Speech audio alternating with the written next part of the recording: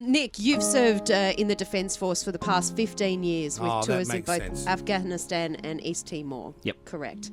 And you earned the rank of corporal. You worked as an instructor, which is a role only given to the Army's best. Yeah, I quite enjoyed it, teaching the young guys coming through and trying to mould them into good infantrymen. The Mates4Mates organisation, a non-profit organisation that assists veterans, let us know about your story. And the thing is you're said to be discharged next month because you've been diagnosed with post-traumatic stress disorder and depression. I was going through a pretty dark time. I had a pretty bad back injury and painful. I was just pain all the time, and everything was just building up, and I was just angry at home all the time. And you have a lovely wife and 2 young children. Yeah, it was difficult at first when I didn't know what was going on. I thought I was just being a jerk. Then I was told there's a reason why you're being a jerk. It's better now though, because she's more understanding. She's like, okay, you've got this going on, so a bit more supportive. So I try and use them as my rock, help me get through it all. Yeah. When you're experiencing the post-traumatic stress disorder, what exactly happens? How often does it happen?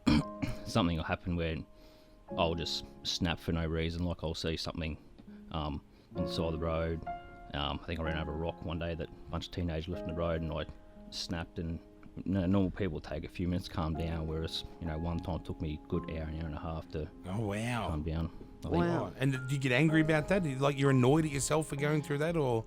I'm a little bit embarrassed at the end of it. I think New Year's this year, a bunch of fireworks went off near my house and sounded like mini pipe bombs that kept going for a solid minute, and I was just freaking out in the house sort of thing. Right, of course. So when you're discharged, I know that you have a young family to support, as we mentioned, a mortgage, and then you'll have no immediate income once that happens, which, you're only 32 years old, and that places no doubt an added stress to what you're going through. Yeah, so it's been quite stressful. I've sort of prepared for it because I knew this year that was going to be the case. It's just a matter of me having the courage to actually put my hand up and say, I need a hand. It's hard to explain that, and couple that with the depression as well, and I get to those points where I just feel that just everyone's against me. Right. I just want to stay in my room and not go anywhere.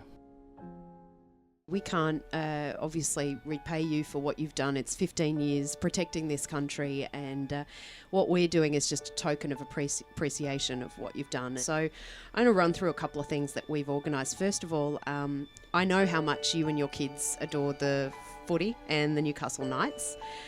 We've received a video message, so we've got a video message here from Kurt Gidley.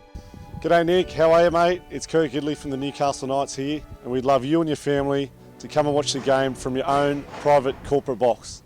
The team would love to meet you, Lynn, Maxwell and Hunter. So after the game, come down to the sheds, say g'day, and hopefully we're all celebrating a Newcastle Knights win. Oh, that's great. So your own private box there, which I know you'd prefer that environment.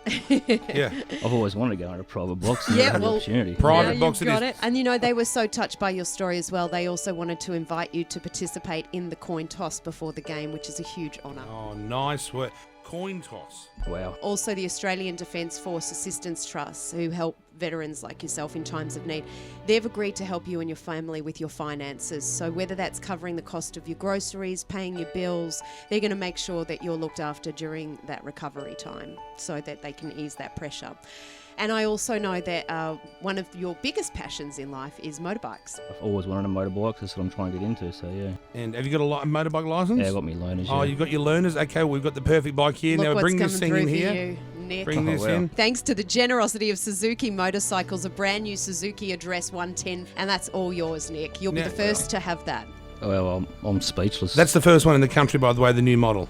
I'm speechless. Thanks, guys. No worries, mate. Nick, thank you. Hold your head up. You've got a wonderful family. You've got great mates around you, and they all love you. Special guest who's doing the honours today, Nick Diven, one of Newcastle's returned servicemen who served in both East Timor and Afghanistan. Nick, if you could do the honours.